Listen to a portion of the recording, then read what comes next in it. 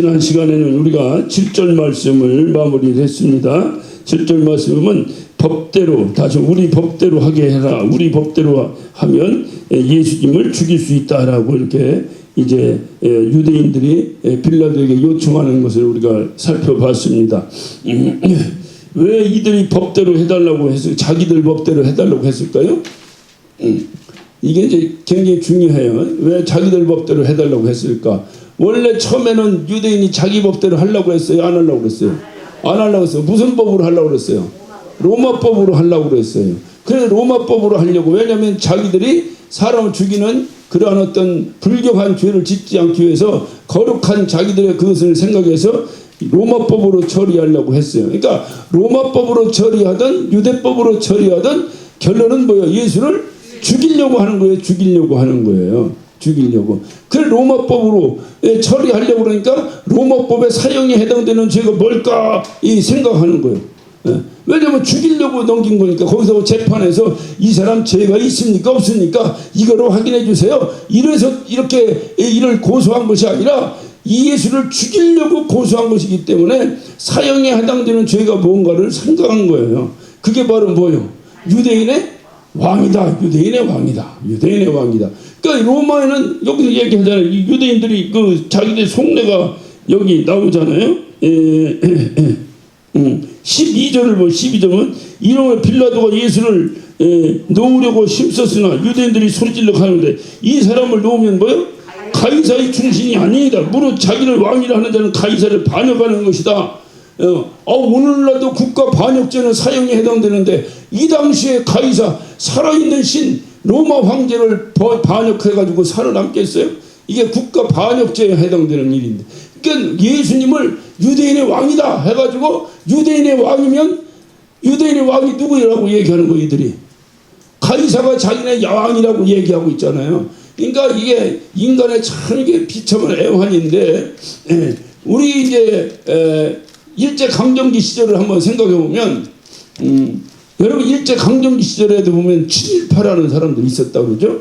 친일파. 우리가 생각하면 아직도 우리나라에 친일파가 해결 안 돼가지고 막 그것 때문에 뭐 어떻든 허구한 날 뭐 광복절 때 되면 허구한 날 뭐 하잖아요. 이 친일파를 우리가 보면 매국노, 친일파, 이들이 한 것이 얼마나 훌륭한 일이 많아도 그 친일 한번 한 것 때문에 완전히 끝나버렸잖아요. 서정주 시인, 김한란 박사, 우리가 알고 있는 현대사의 유수한 인재들이 다 친일파예요. 그러니까 이 사람들을 우리가 학교 다니면서 국어책에서도 봤잖아요. 뭐 국학꽃 앞에서 해가지고 서정주 시인의 시도 우리가 읊어가면서 배웠잖아요. 그런데 이 사람이 친일파야, 친일파. 또 뭐 이화여대를 뭐 했던 뭐 김한란 박사도 친일파예요. 뭐 친일파로 얘기하면 많죠, 많아. 고려대학교를 세운 그 사람 누구야? 그 양반도 친일파. 그러니까 이 친일파라고 하는 것이 왜 그들이 그들에게 그렇게 깊이 낙인을 찍혔을까요? 차라리 그들이 뭐하다가 그 당시 뭐하다가 도둑질 한번 했대 이랬으면 아마 벌써 더 큰 훌륭한 일 때문에 다 희석됐을지도 몰라. 그런데 이들이 국가를 위해서 한 일이 얼마나 많은데 그 친일파 그거 하나 낙인 찍힌 것 때문에 그냥 일생이 끝나버려. 일생이 끝나버려. 왜냐면 가장 야비한 짓이거든요. 온 백성이 일제의 압제 속에서 그 뭡니까 그 억압당하고 고통당하고 있을 때 자기가 친일해가지고 어떤 사람은 친일 많이 한 사람은 뭐 무슨 자위도 수여받고 뭐 땅도 막 물려받고 뭐 해가지고 친일한 그 집의 자손들은 다 공부 많이 해서 훌륭한 사람이 돼서 우리나라 건국할 때 다 그들이 힘을 써서 건국한 거 아닙니까 이 나라를. 그런데 만약에 그 당시 독립운동하고 막 뭐 하고 했던 사람들은 다 그냥 다 재산 다 날리고 뭐 날리고 다 날리고 그 자손들은 다 서울역에 지게꾼 노릇이나 하고 거지 노릇이나 하고 그러다 다 끝나버렸잖아요. 그러다 끝났잖아요. 그러니까 이게 민족의 아픔이에요. 민족의 아픔인데, 그러니까 이게 이 친일파 또는 이거보다 더 나쁜 사람이 있었어요. 누구냐면 밀정이라고 들어봤어요? 밀정? 밀종. 예? 그러니까 이게 이 밀종들이 쉽게 보면 밀종들이 그냥 이게 이 뭔가 이 임시정부 내지는 그 당시 독립군의 모든 정보를 다 넘겨서 집단 학살 당하고 얼마나 그 안중근하고 그 이토 히로부미 할빈역에서 딱 총 쏠 때 두 사람이 총을 준비했다는 거 아니에요. 그 한 사람 이름이 뭐예요? 주우모인데 내 이름이라고 생각하네. 그 양반하고 둘이 있다 해서 만약에 안중근이가 실패하면 그 사람이 쏴서 반드시 저 이토 히로부미 이등병만을 반드시 죽여버린다. 이런 애국자인데 나중에 안중근은 사형당했는데 이 사람은 사형 안 당한 거예요. 그러나 그 위에 이 사람은 아주 일본에서 많은 해서 잘 살고 이렇게 살았어. 나중에 왜 그런가 살펴보니까 밀종이야. 이게 밀종이게 참 그렇잖아요. 제가 이 말씀 왜 드린지 아시겠죠? 지금 이때는 로마에게 완전히 지배당해서 이거 유대인들에게 있어서 뭡니까? 다 뭐요? 예? 로마에서 해방을 원한 거잖아. 그러니까 예수님이 오셨을 때도 이 제자들이나 이런 사람들 예수님께 물어본 초기의 관심사가 뭐예요? 응? 이 로마에서 우리를 해방시켜줄 메시아가 왔다고 이들이 그렇게 원했던 거 아니에요. 그런 상황 속에서 지금 이들 여기 있는 대제사장 이런 사람들은 로마에서 해방되기를 원했어요? 안 원했어요? 이들도 다 원하지. 그런데 목적이 어딨냐? 예수를 죽여야 된다는 것 때문에 지금 친일 행적을 하는 거야. 우리나라로 얘기하면. 이 제사장들이나 이 유대인들의 지도자들이 자기들의 왕이 가이사라고 생각하고 싸내었어요.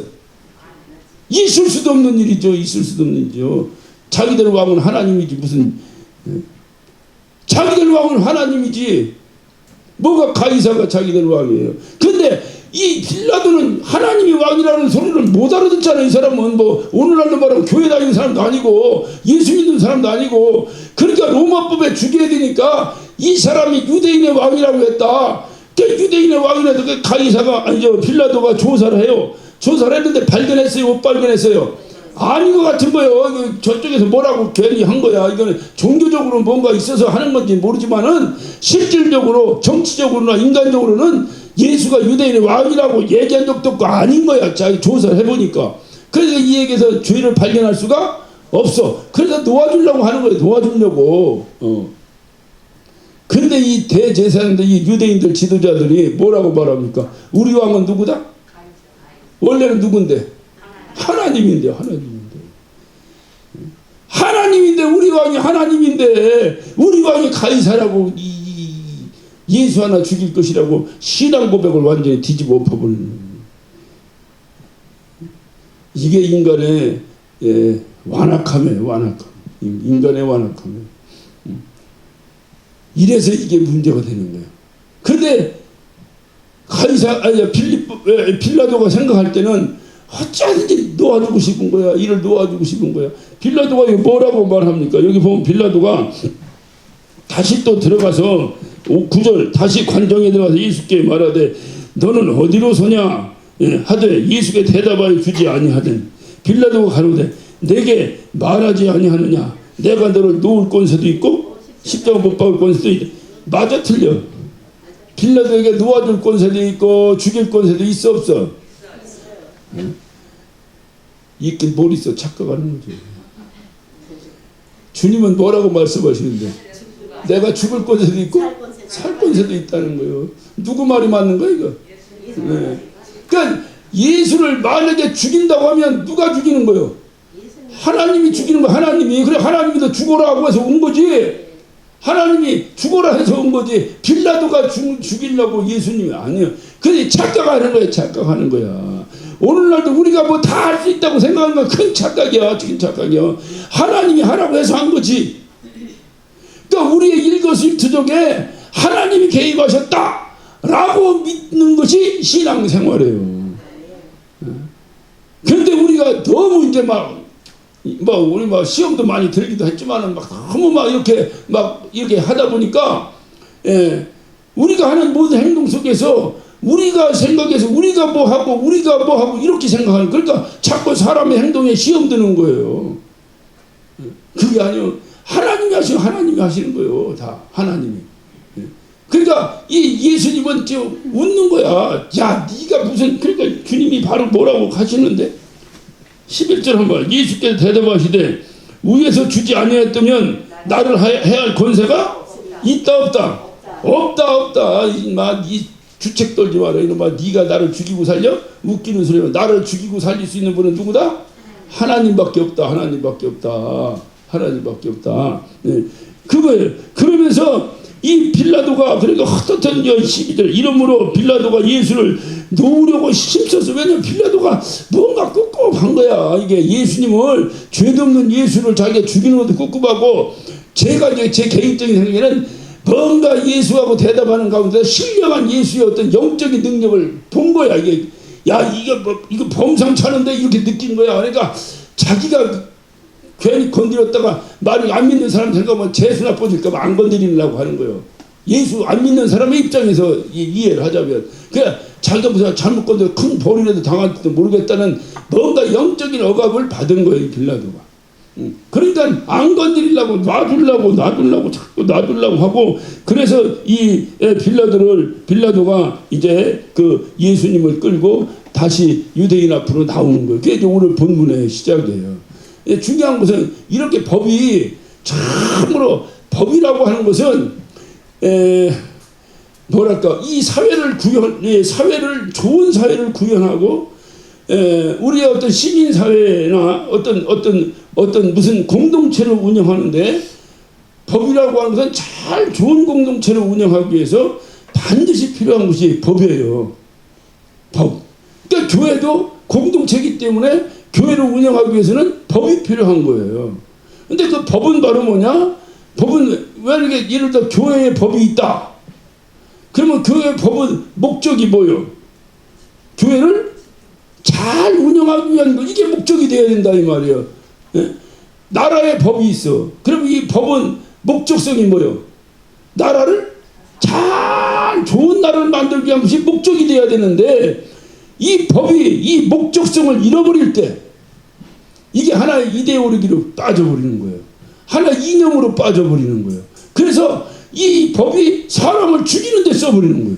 좋은 것에 써야 되는데 그게 아니라 자기 정적을 물리치려는데 이 법을 적용하고, 자기 어떤 뭐를 위해서 권력을 유지하기 위해서 법을 적용하고, 이런 식으로 법 적용에 문제가 생기는 거예요.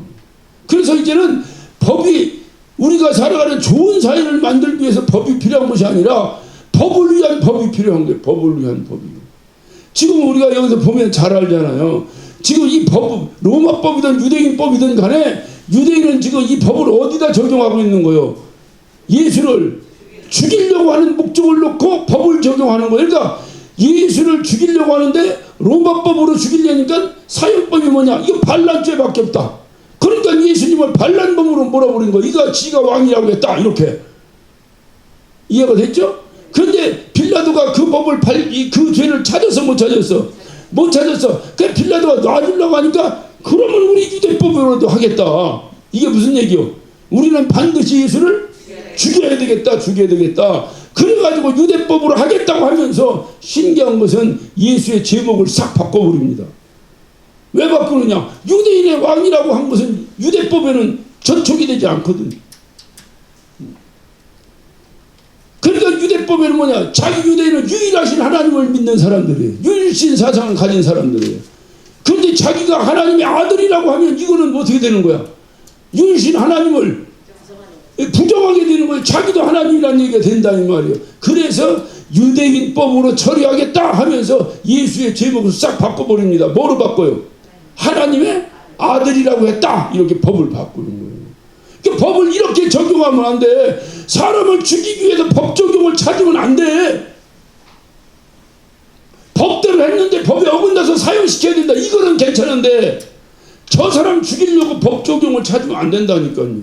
이게 법의 목적성을 잃어버린 거예요. 이게 되게 이제 국가적으로 보면 미개한 나라에서 이 짓을 하는 거죠. 미개한 나라, 막 독재국가 이런 데서 이런 걸 하는 거죠.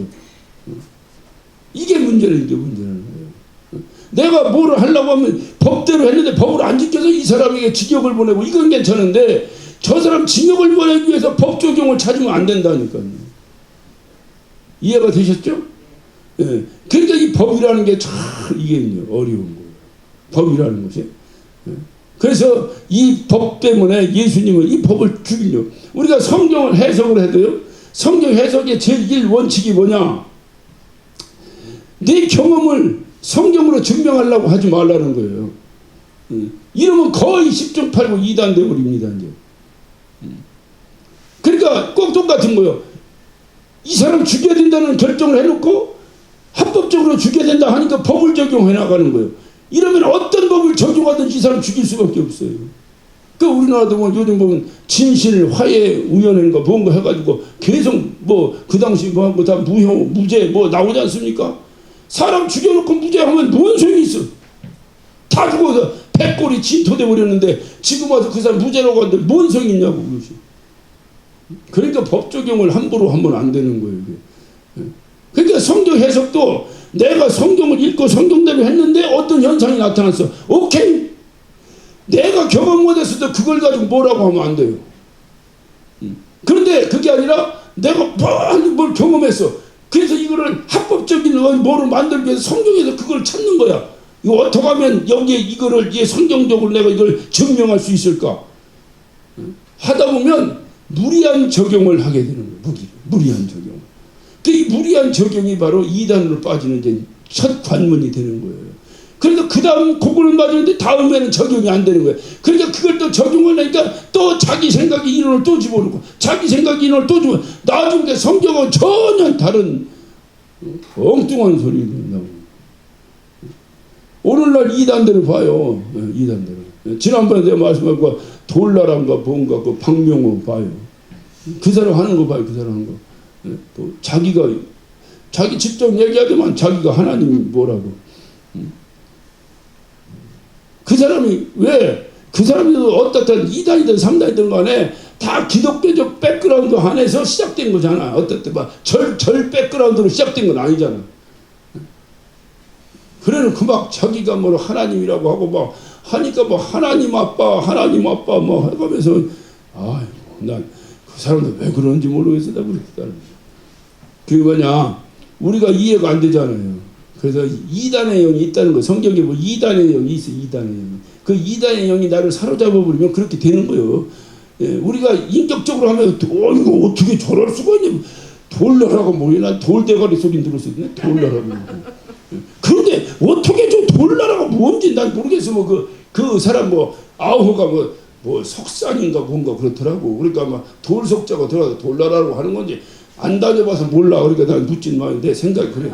근데 난 이해를 안 돼. 그러니까 이긴 것이 바로 문제가 되는 거예요. 문제가. 그래서 이렇게 그 어떤 목적을 놓고 법을 적용하려고 하다 보면은 그 목적을 이루려고 하는 사람들이 집단이 형성돼 버려요. 이 집단이 형성돼 버리면 이것이 이제 집단화가 되는 거예요.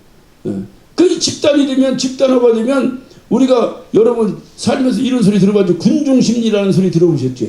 예? 나 혼자 있을 때는 얌전한데 여럿이 와서 그냥 떼창을 해버리면 어떻게 해? 같이 팔팔 뛰지. 이게 군중심리지. 그러니까 나 혼자 있으면 저 사람 하나를 내가 해코지를 못하는데 수만 명이 모여서 죽여라면 막 흥분해가지고 같이 떠든다는 말이에요. 지금 여기 유대인들이 군중심리에 빠져버린 거예요. 예수를 죽이려고 결정을 하고 막 밀어붙이니까 거기 뭐 유대인들이 군중심리에 빠져서 예수를 죽여라 막 그 죽이라는 말을 서슴지 않고 뱉어버리고 심지어는 말이요 우리 왕이 가이사라고. 와 이거는 좀 지나친 것 같아. 내가 읽어도 유대인이 이게 우리 왕이 가이사라니. 우리 왕이 누군데? 하나님이시지. 그런데 이렇게 지금 얘기하고 있어요. 자 우리 13절을 한번 봅니다. 빌라도가 이 말을 듣고 예수를 끌고 나와서 박석이라는 곳에서 재판석에 앉았다. 빌라도가 예수를 끌고 나왔어요. 그래서 재판석에 앉았습니다. 누가 재판석에 앉았다고? 예? 예수를 끌고 나와서 누가 끌고 나왔어? 빌라도가 끌고 나와서 어디 앉았어?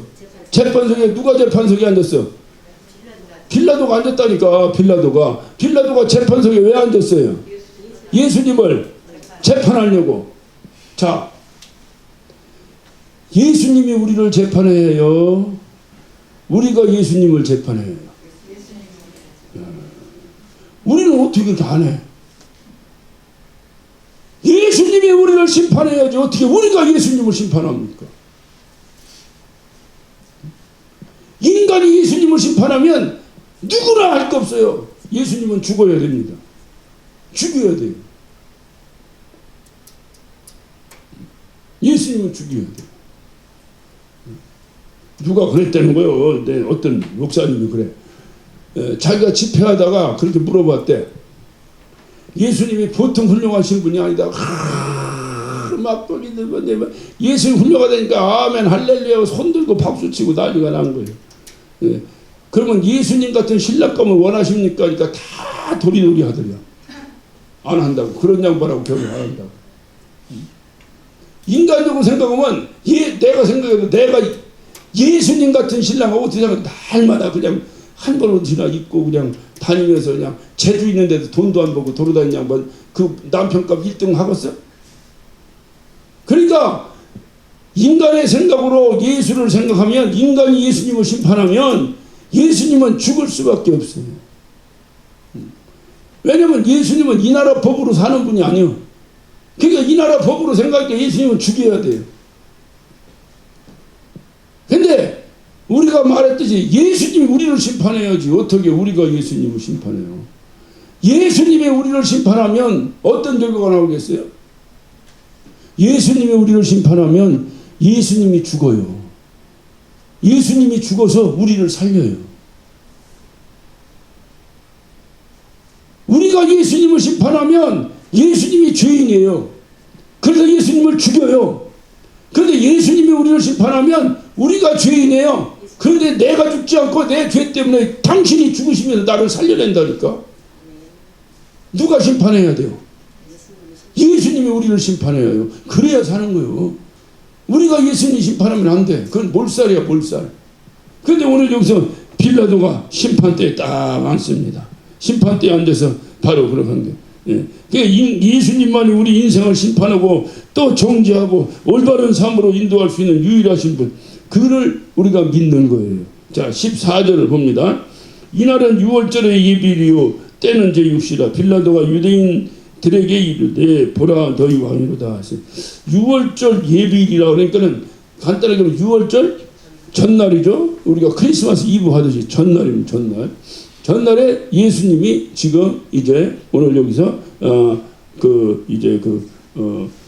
심판을 받습니다. 심판을 받는데 어린 양 다시 말해 6월절 전날은 무슨 날이냐면 6월절 제물을 준비하는 날이에요. 그래서 다 원근각처에서 6월절을 지키기 위해서 올 때에 그 제물을 가지고 옵니다.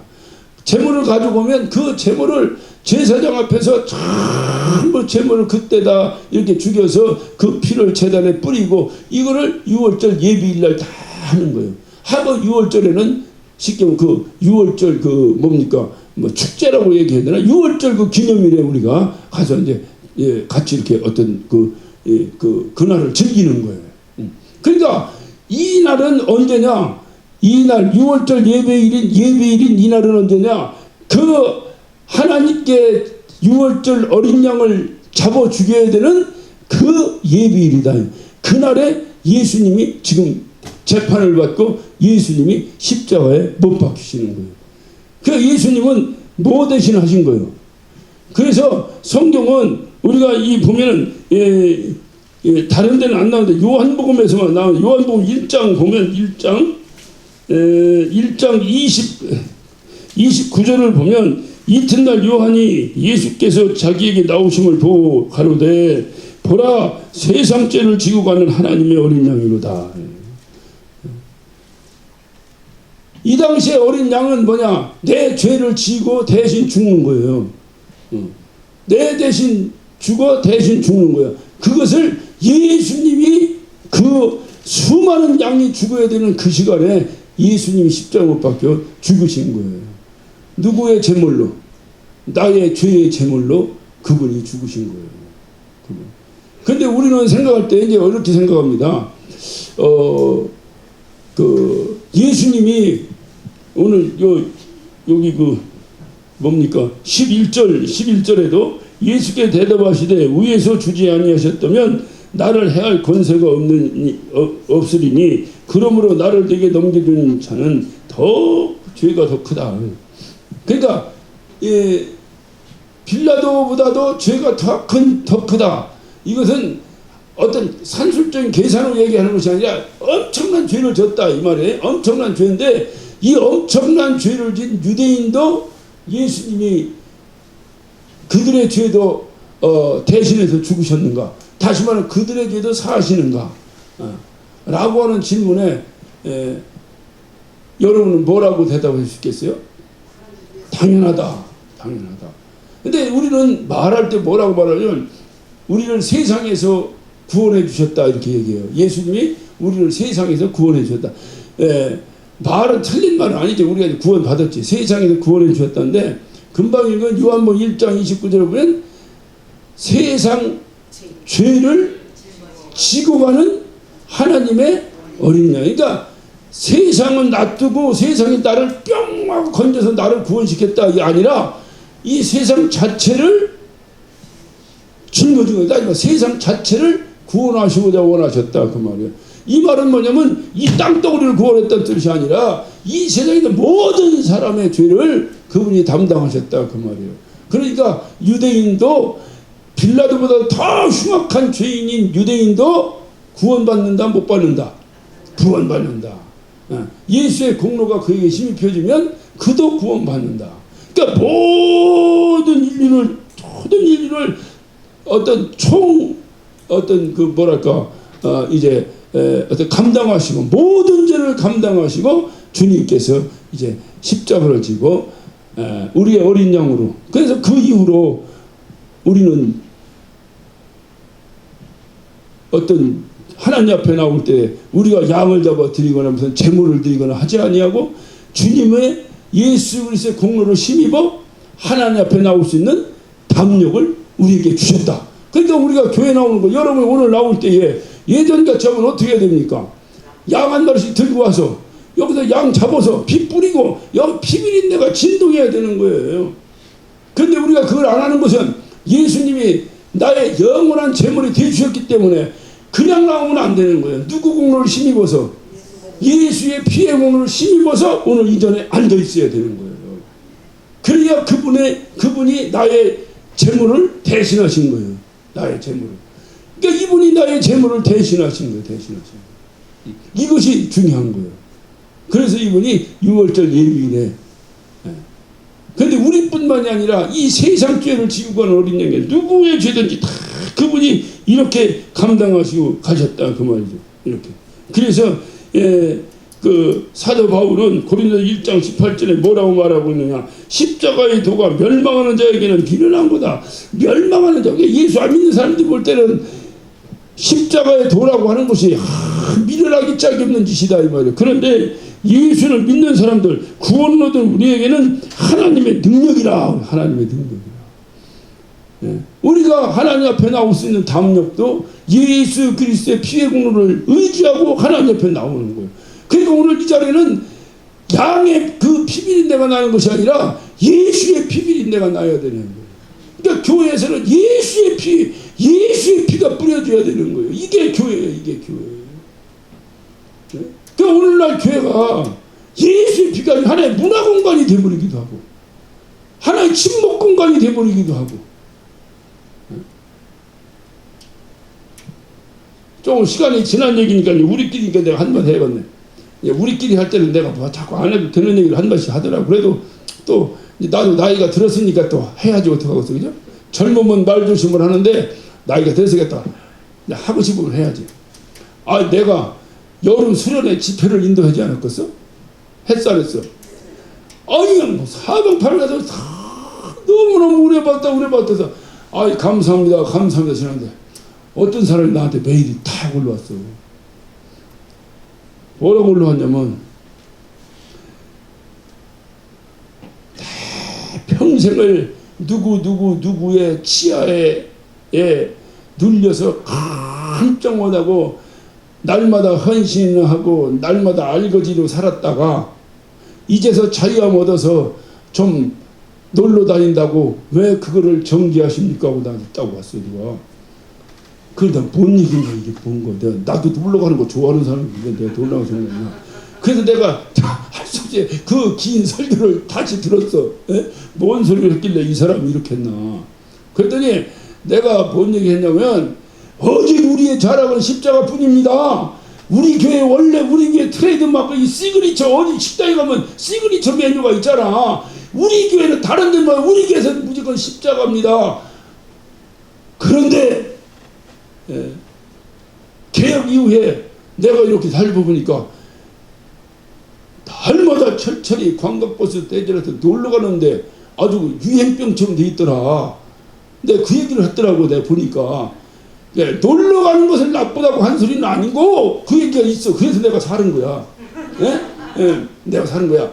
놀러 가는 걸 내가 나쁘다고 하는 게 아니라 그러니까 뭐야 그것도 좋지. 좋은데 교회 나오는 목적이 그러면 안 된다. 우리 교회는 뭐가 목적이다? 십자가 예수님 목적. 은혜가 돼 안 돼요? 돼 안 돼? 안 돼요? 안 되나 보구나. 대답이 어이 그랬는데 그때 아멘이 찢어지게 나왔어요. 우리 교회에서 아멘 찢어지게 나올 정도면 은혜 된 거야 그거. 그런데 누가 다 그걸 썼어. 그러니까 이 사람은 맨날 억압이나 당하고 헌신하고 뭐 어디 한 번을 못 가보고 있다가 이제서 좀 다닐랬더니 왜 우리를 정죄하느냐고 이렇게 왔어요. 그래서 제가 한번 생각하면서 나도 억울하잖아. 내가 그거를 뭐라고 한 건 아닌데 분위기가 교회가 친목단체 분위기로 가면 안 된다. 우리가 어디 예수 주의 모열 그런 사람들께 모여서 한번 단풍놀이 간다는데 누가 주를 정죄하겠어. 오히려 빵을 못 사주는 게 억울하지. 그걸 얘기한 게 아니잖아. 본질이 호도되고 놀러가는 친목계처럼 변해버리면 안 된다 이 얘기를 한 건데 그러니까 이게 뭐냐 그러면 다 시험 들어야 되는데 다 은혜 받다는데 누가 하나가 나한테 보내왔어. 그러니까 그 사람 혼자 시험 든 건 아니겠지. 나도 알지. 이제 어떤 사람도 시험 들었는데 용기가 안 나서 쓰지 못하는 사람도 많이 있겠지. 네. 그렇지만 어떻든 목적은 그게 아니잖아. 내가 설교한 것이. 그런데 왜 그렇게 받아들였을까? 그래서 내가 답을 뭐라고 했겠나? 네? 지금 시간 다 지나고 우리끼리 얘기하는 거요. 본당이 하면 말 못해. 누가 쓰는지도 모르니까 말도 못해. 내가 뭐라고 하냐? 죄송합니다. 죽을 죄를 졌습니다. 그랬어 그냥. 죽을 죄를 졌습니다. 내가 깊이 헤아리지 못하고 그랬지. 얘가 거기다 나 그 얘기한 게 아닌데 왜 당신 이게 쓸데없는 그래 이랬다고는 그 사람 교회 안 나올 거 아니에요. 죄송합니다. 죽을 죄를 졌습니다. 내가 헤아리지 못했습니다. 그랬더니 그 다음에 목사님 제가 생각이 짧았습니다. 이렇게 왔어. 그래서 끝났어. 근데 누가 했는지 나도 몰라. 난 누구가 했는지 몰라. 근데 그래 내가 가만히 생각하면서 교회는 절대로 친목단체가 아니에요. 근데 한 목적을 갖고 사는 사람들끼리 모였으니 얼마나 좋아. 그러니까 저절로 친목단체가 된 거지. 이렇게 목적이 이거고 그 다음에 이게 따라가야 되는데 이게 주객이 뒤집어져 버리는 거야. 그리고 뭐야? 특히 이민교회들 교회를 왜 와? 김치 얻어 먹으러 와. 김치 얻어 먹으러. 그게 아니라 예수 만나러 왔더니 김치까지 먹었어. 할렐루야 이래야지. 김치 먹으러만 와. 그리고 맨날 와서 설교 은혜 받았다는 얘기하고 오늘 김치는 어느 집 김치예요? 김치가 맛있네? 이런 소리 나고 가. 그러니까 이게 김치 먹으러 해도 와야지. 그러나 목적성이 잘못됐잖아. 이 얘기를 하는 거지. 이제 성숙된 사람들에게 막 새로운 사람에게는 그런 얘기 못하고 성숙되신 분들에게 예수 만나야 됩니다. 와서 예수하고 만나려고 생각했지. 와가지고 말이야, 와서 말이야, 친목회 하려고 모이는 거, 이렇게 하지 마세요. 이 얘기는 친목회가 잘못됐다는 얘기가 아니고, 목적성이, 교회의 목적은 예수. 특히 우리의 성락교회는 예전부터 오직 예수 내 구주, 예수, 이거 해봤어, 안 해봤어? 해봤어요. 그게 우리 교회 그 진국이지. 그래 안 그래요? 광장버스 타고 놀러 가는 게 진국이요? 아니지. 여러분은 새겨 들을 줄로 믿고 얘기하는 게. 그런데 이게 오직 예수의 피의 공로, 그냥 내 코 밑에서는 그냥 향긋한 향수 냄새가, 그냥 예수의 피 냄새가 그냥 가장 향긋한 향수 냄새처럼 느껴지는 이러한 삶 가운데서 단풍이 그렇게 내장산에 아름답게 폈대야. 그냥 가봐야 돼, 안 가봐야 해요? 가봐야요. 언제 떠날지 알아? 밤에 이제 다 이제 일 끝내고 이제 다 로마 시민들 모아놓고 이제 거기서 검투사 경기라든지 막 그런 쇼를 할 거 아니에요. 이 불이 없는 거예요, 불이. 그러니까 횃불을 킬 수밖에 없어요, 횃불을. 이 횃불을 켜야 되는데, 이 횃불을 용으로 예수 믿는 사람을 잡아다가 창으로 콱 찍어서 꽂아놓은 거예요. 그러니까 이 사람을 태우는 거예요. 거기서 태우는 거예요. 태우니까 이게 막 기름이 줄줄줄줄 떨어져 여기 타는데, 이 사람이 예수 믿습니다. 태우는 거야. 예수 안 믿습니다. 안 태우는 거야. 이런 핍박을 하는데 거기다 한 사람 세워놓고 그 불빛 밑에서 뭘 할 수 있겠어? 검투사 경기나 거기서 어떤 이벤트 하나 하려면 얼마나 많은 횃불을 꽂아놔야 되냐 이 말이에요. 거기에. 그게 예수 믿는 사람 차보다 꽂아놓고, 나 같은 사람은 뭐 한 2시간 타고, 우리 이우성 집사님 같은 분은 한 1시간 반 타고, 어떻게 되려면 모르지만, 그렇게 꽂아놓고 그걸 한 거예요. 거기서 예수 믿는 하나 때문에 남들은 거기서 구경하고 밥 치는데 거기서 이게 불에 타서 죽어가는데, 그런 모진 핍박을 이들이 당했어요. 오죽하면 동굴 무덤 속으로 들어가 살았어. 무덤 속으로. 그런데 신기한 것은 그런 모진 핍박 속에서 이 복음의 생명력이 끝나질 않는 거예요. 오히려 더 퍼지고 더 퍼지고 더 퍼지고. 여러분 이제까지 기독교 역사를 보세요. 핍박 속에서 어려움 가운데서 복음이 전파됐어요. 편안하고 살기 좋아질 때 전부 기독교가 타락해버렸어요. 미국 기독교도 그래서 저렇게 주저앉아버렸어요.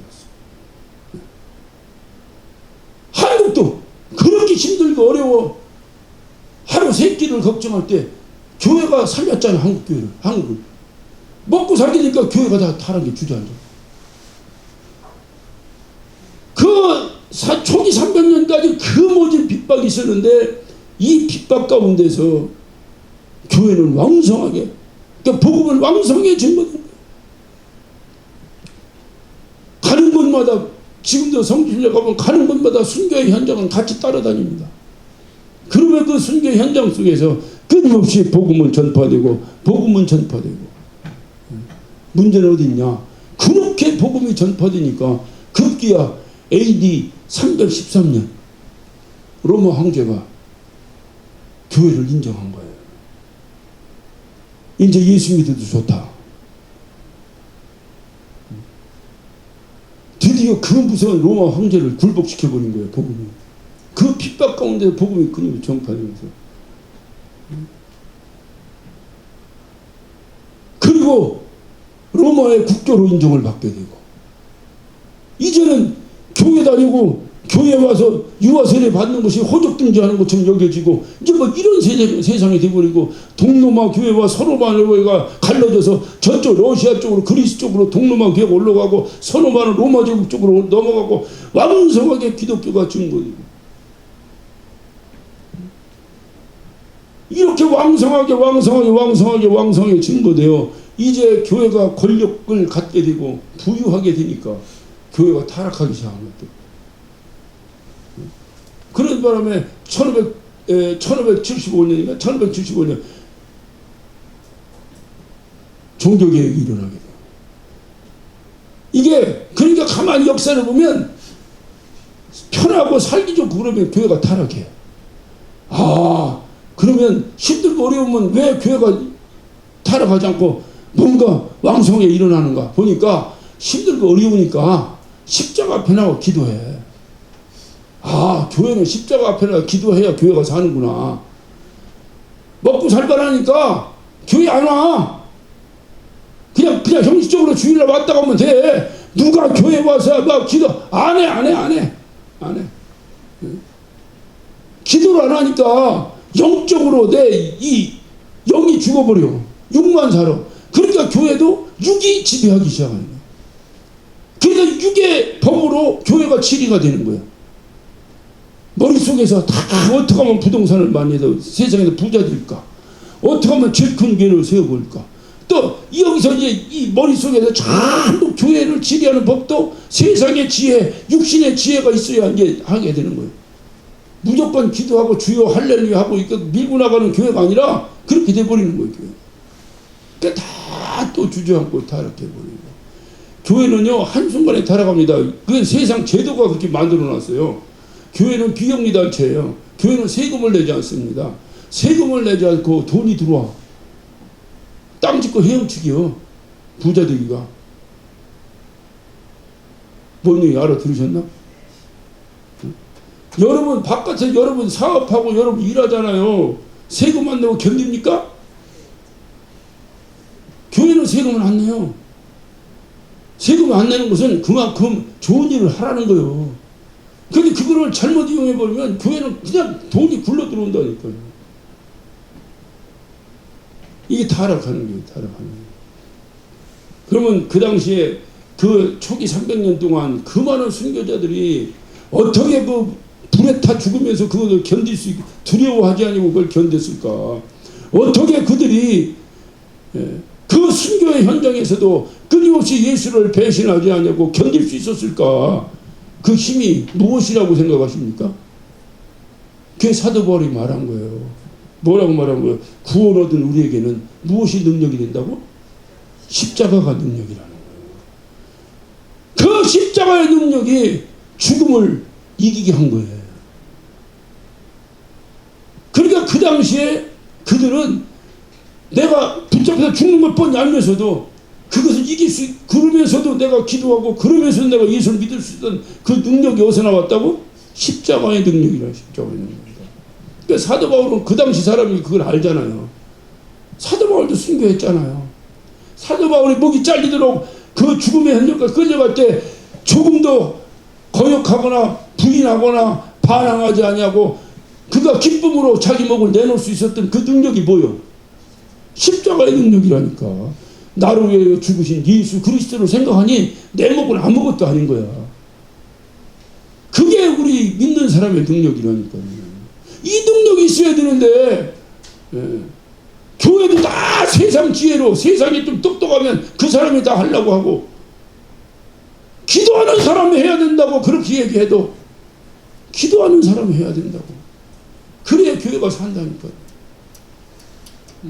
이거 초대교회의 역사가 증명하고 있는 거예요. 그래서 그 당시에 초대교회 교부 중에서 유명한 터툴리안이라는 교부가 있었어요. 교부는 사도 제자들을 사도 시대가 끝나고 사도들에서 예수를 전해받은 사람들을 교부라고 그래요. 이 교부 중에 터툴리안 사람이 이 사람의 글에 보면 이런 글이 있어요. 우리는 여행을 떠나 다른 곳에 가든지 집에 있든지 외출하려고 신발을 신든지 목욕을 하든지 식사를 하든지 불을 켜든지 잠자리에 들든지 앉아있든지 그 무엇을 하든지 간에 이마에 십자가를 그었다. 오늘날 천주교에서 하는 이거 초대교회 때 했던 것이 천주교에서 유산으로 계속 가지고 하는 거예요. 이게 십자가를 그었다. 무슨 의미예요? 십자가를 생각했다 그 말이지. 여행 갈 때나 잠잘 때나 신발을 신을 때나 밥을 먹을 때나 이걸 했다. 소리 높여 십자가를 찬양할 수 없는 숨막히는 환경이 없기에 오늘날 찬양 좀 세게 하자고도 못해. 이때는 세게 하고 싶어도 못했어. 핍박 때문에. 그러니까 손을 높여 십자가를 찬양할 수 없는 숨막히는 환경이었기에 그들은 손으로 이마에 십자가를 그으며 십자가를 자랑했다. 손을 높여 찬양을 제대로 못해서 만나면 이렇게 했다는 거죠. 이렇게 했다는 거예요. 이쪽부터인지 그건 천주교에서 만든 법이니까 그건 개떡이라고 치고 어떻게 했든지 이걸 걷다는 거예요. 이렇게 했다는 거예요. 십자가 앞에서 눈물도 많이 흘렸습니다. 주님께서 원하실 때는 십자가 앞에 자기 목숨도 아낌없이 내어주었습니다.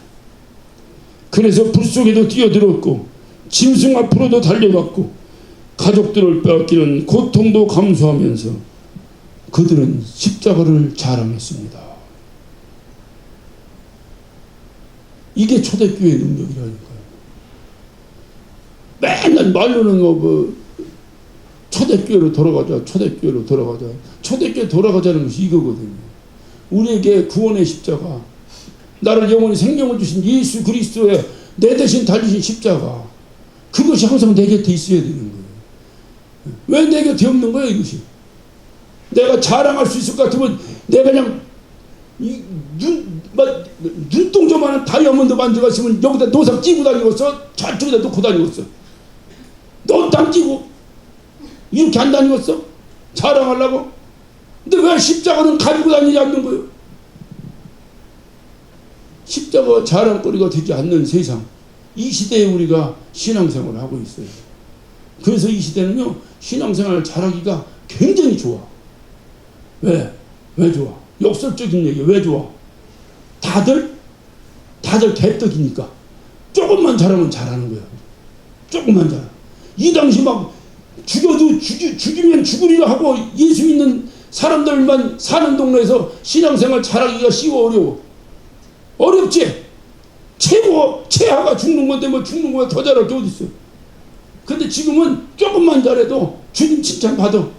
내가 아주 보증할게. 아주 조금만 잘해도 주님 칭찬 받아. 지금 하도 개떡이라 이제 조금만 잘해도 주님이 감격하시는 시대에 살고 있어. 지금 이 놀라운 은혜가 우리 모두에게 있기를 간절한 마음으로 여러분에게 예수의 이름으로 축원합니다. 이런 십자가의 은혜가 있어야 돼요. 우리 가슴에 십자가로 인한 뜨거운 감격과 그 감격을 깨켜운 찬양이 날마다 끊이지 않는 이런 놀라운 신앙생활 감당하시기를 예수 이름으로 축원합니다.